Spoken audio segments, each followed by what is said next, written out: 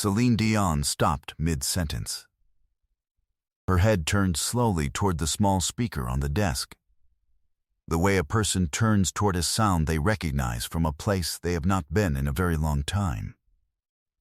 Her hands, which had been open on her knees, closed into each other. Her lips parted.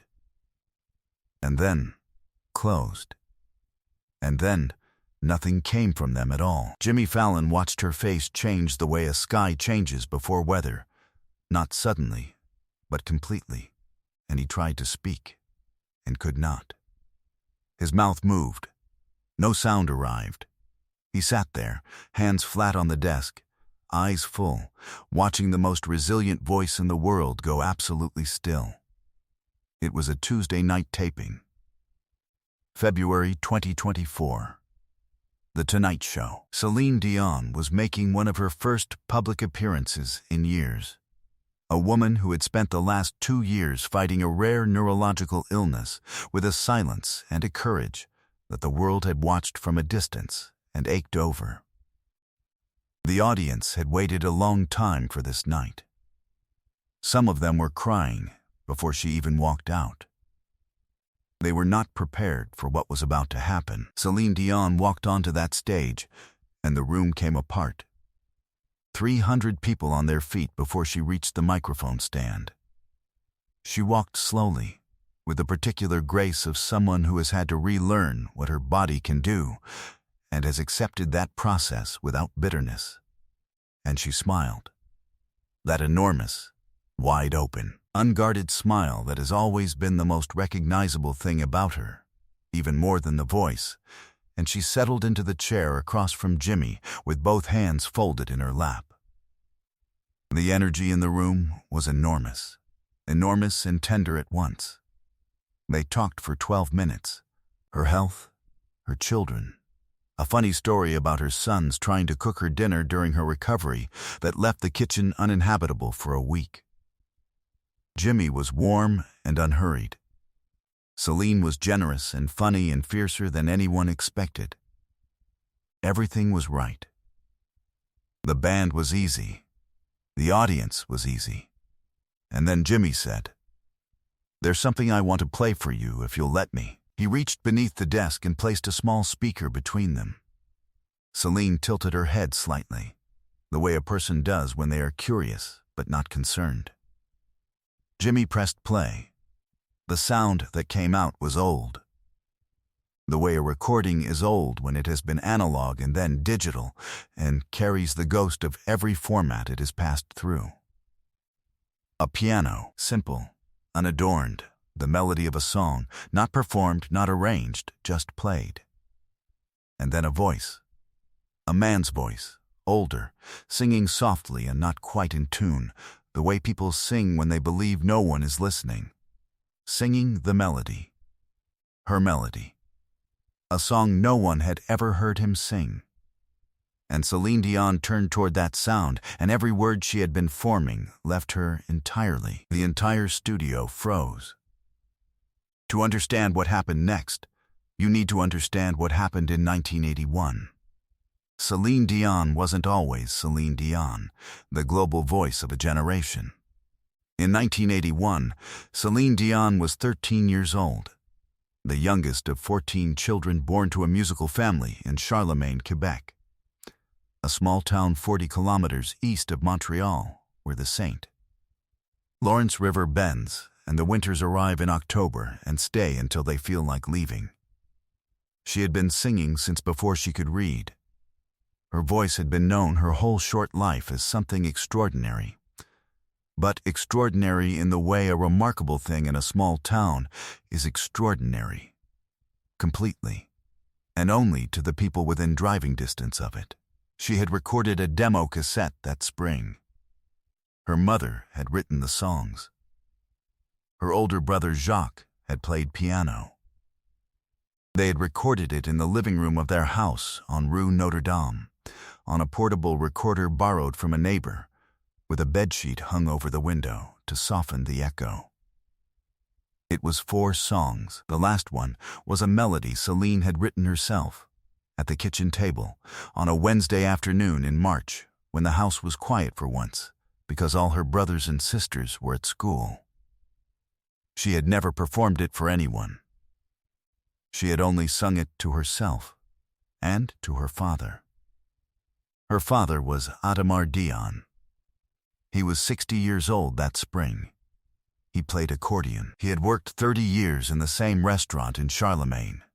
The same hours, the same tables, the same kindness toward every person who sat down. He was the quietest person in a family of 15 people, which in a family of 15 people made him nearly invisible. Celine has said in interviews that she grew up understanding noise as love, the noise of her family, the songs, the kitchen, the accordion at Christmas, but that she learned silence as love from her father. His was a love that did not need to announce itself. The demo cassette was sent in June to Ren Anglil, a music manager in Montreal. Ren listened to it. He mortgaged his house to finance her first album. The rest of the world knows the rest of the story. But before any of that, before the mortgage, before the album, before the first time the world heard her name, Celine Dion sat down at the kitchen table in the house on Rue Notre Dame on a Thursday evening in late May, and he played the cassette on the borrowed recorder.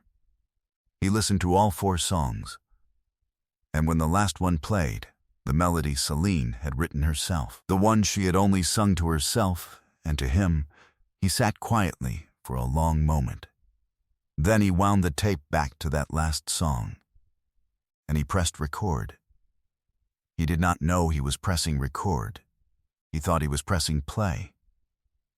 He sang the melody, softly, slightly off-key, the way a 60-year-old man who plays accordion but does not sing sings when he believes he is alone in a house, for 40 seconds. Then he stopped the tape. He rewound it. He heard himself and understood what had happened. He pressed his lips together. He put the cassette back in its case. He placed it on the kitchen counter for Celine to find in the morning and said nothing about it to anyone.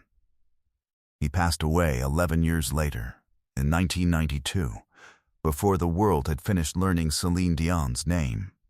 She was 24. She has said it was the loss from which she never entirely recovered. She kept the cassette. She had it all her life, through every record, every arena, every ceremony, every grief. She had transferred it twice when the formats changed, careful to preserve the hiss, the slight warble, the ghost of the kitchen on Rue Notre Dame. She had never played it publicly. She had never described what was on it. The recording was 40 seconds of her father singing her melody, slightly off-key, in a house he believed was empty. She kept it because it was the only recording of his voice she had. In the fall of 2023, while Celine Dion was in the middle of her illness and her long return, she gave a handwritten note to a member of her team. The note named a woman in Charlemagne, Quebec, a woman named Sylvie, who was 81 years old and had been her parents' neighbor on Rue Notre Dame for 50 years. Sylvie had sent a card the previous Christmas.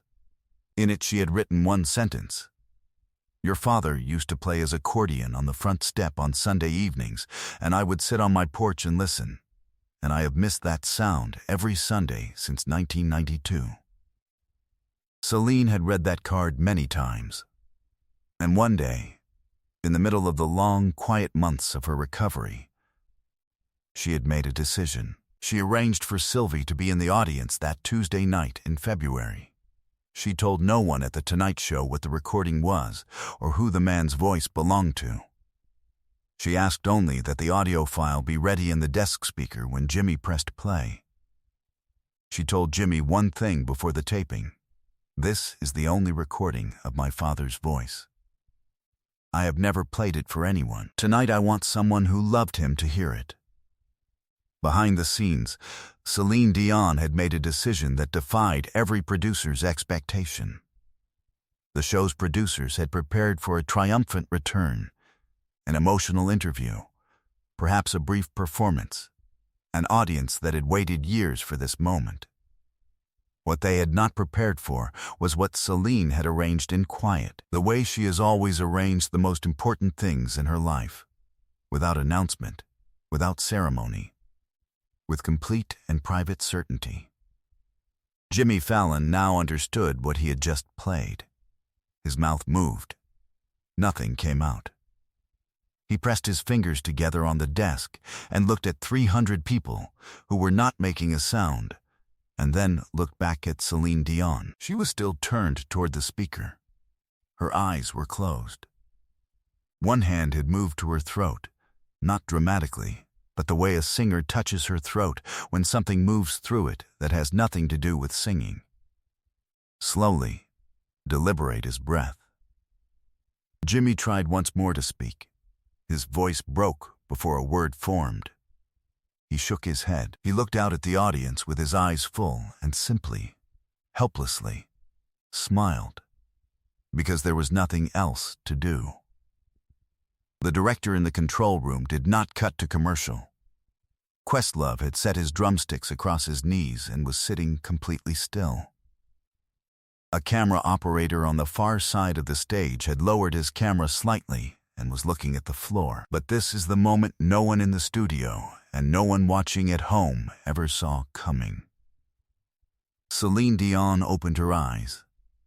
She reached into the pocket of her jacket and took out a cassette tape, the original in its original plastic case, the label handwritten in her mother's penmanship, faded now to the color of old paper. She held it in both hands for a moment and looked at it the way a person looks at something they have carried for 42 years and are about to set down for the first time.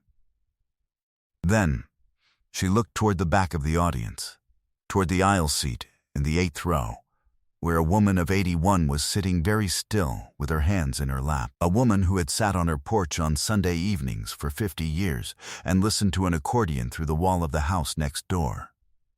Her voice, when it came, was barely above a whisper, but caught perfectly by her microphone.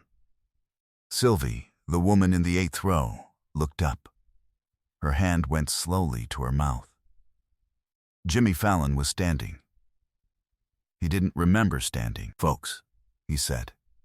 And his voice was entirely gone. Entirely. I can't. He pressed both hands to his face for a moment and then dropped them and looked at the audience and simply said, Just let this happen." Celine Dion rose from her chair. She walked to the edge of the stage with the cassette held in both hands, and then she stepped down from it. She walked up the aisle to the 8th row. She stopped in front of Sylvie and crouched down so their eyes were level. This woman who has sung in every arena on earth, crouching in an aisle, holding a cassette tape that contained the only 40 seconds of her father's voice that exist in the world. "He sang for you," Celine said, her voice trembling. "He just didn't know you were listening." Sylvie's voice was very old and very steady. "I was always listening. I know." Celine's hands were shaking around the cassette. He would have loved knowing that. "He knew," Sylvie said quietly. "Neighbors always know."